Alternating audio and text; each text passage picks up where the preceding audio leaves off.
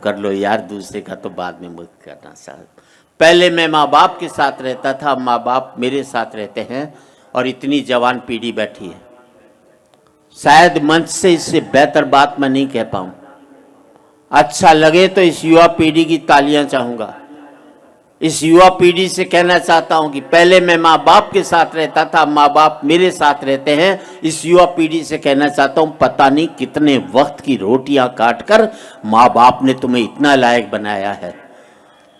जिंदगी में इतने लायक मत हो जाना कि माँ बाप को अपने लायक नहीं समझो। बहुत अच्छा जी, वाह वाह वाह, बहुत बढ़िया। पहले मैं माँ बाप के साथ रहता था, माँ बाप मेरे साथ रहते हैं। इस युवा पीढ़ी से कहना चाहता हूं, आप सबसे कहना चाहता हूं कि बाप बेटे के दो ही जगह हाथ मिलने चाहिए। एक तब जब बेटा छोटा हो, वो चल नहीं पाए, तो बाप उसका हाथ पकड़ करके ले जाए। बहुत अच्छे। और एक तब जब बाप बूढ़ा हो, वो चल नहीं पाए, तो बेटा उसका हाथ पकड़ कर। कि पहले मैं माँ बाप के साथ रहता था, माँ बाप मेरे साथ रहते हैं। और आजकल तो हालात ये हैं कि हमारा पता तो एक रहता है, लेकिन हमें एक दूसरे का पता नहीं रहता। बहुत अच्छे, बहुत अच्छे। बुजुर्ग बैठे हुए हैं साहब, 25 साल की गिरावट बताना चाहता हूँ। पहले कहीं बाहर जाना होता था तो बाप से पूछने की हिम्मत नहीं होती थी। माँ से कहता था, माँ मुझे बाहर जाना, पिताजी से परमिशन दिलाते। माँ परमिशन दिलाती थी तो मैं बाहर जा पाता था। फिर मैं बाप की आज्ञा से बाहर जाने लगा। फिर मैं बाप को बता करके बाहर जाने लगा। फिर मैं बाप को बिगर बताए बाहर जाने लगा। और आज बाप की हिम्मत नहीं जो मुझसे पूछ ले, बेटे तू कहाँ जा रहा है। पहले मैं माँ बाप के साथ रहता था, माँ बाप मेरे साथ रहते। फिर हमने बना लिया एक मकान, एक एक कमरा अपने लिए, एक एक कमरा बच्चों के लिए, एक रीडिंग रूम, एक वो बाहर छोटा सा ड्राइंग रूम उन लोगों के लिए जो मेरे आगे हाथ जोड़ते थे, एक वो अंदर बड़ा सा ड्राइंग रूम उन लोगों के लिए जिनके आगे मैं हाथ जोड़ता हूँ। बहुत अच्छा जी, वाह वाह वाह।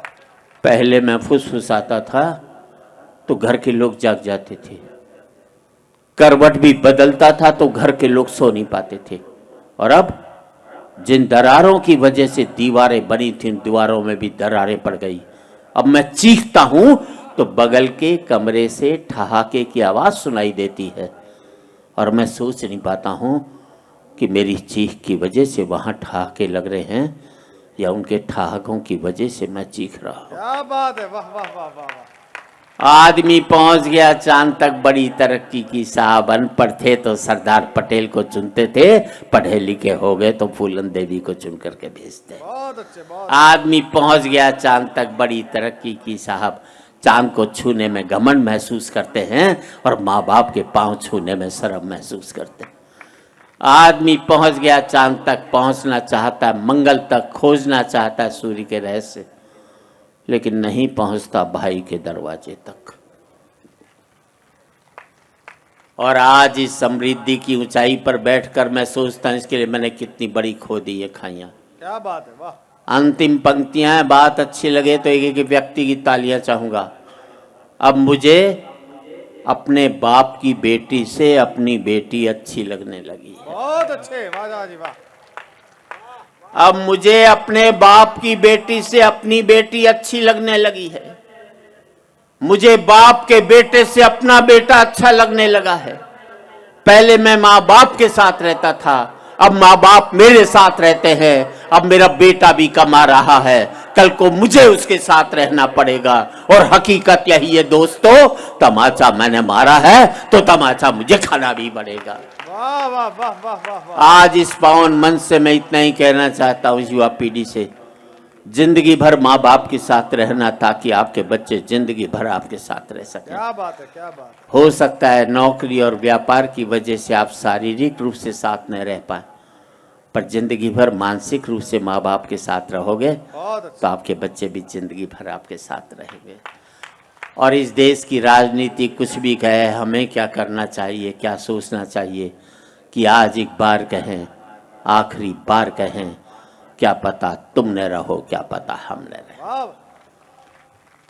और जो तालियां बची अब इस्तेमाल कर लेना साहब।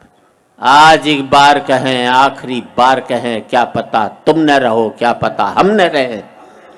मंदिरों मस्जिद की या किसी इमारत की, माटी तो लगी उसमें भाई मेरे भारत की, माटी तो लगी उसमें भाई मेरे भारत की। लहू था हिंदू का, अल्लाह शर्मिंदा रहा, मरा मुसलमान तो राम कब जिंदा रहा। बिखरे बिखरे हैं सभी, आओ एक घर में रहें, क्या पता तुम न रहो, क्या पता हम।